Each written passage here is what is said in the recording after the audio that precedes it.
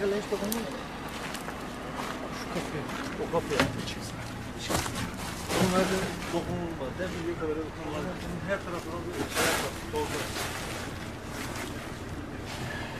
Ana imla hakkı olan patlayıcı maddenin bu çelik profile yaklaşık 4,5 metre uzunluğunda, 2 metre genişliğinde ve 1 metre yüksekliğindeki metal profili içerisine doldurulduğu infilaklı fitilin de bir delik açılmak vasıtasıyla ana imla hakkına, yani amonyum nitrat olan bir çıkıyor.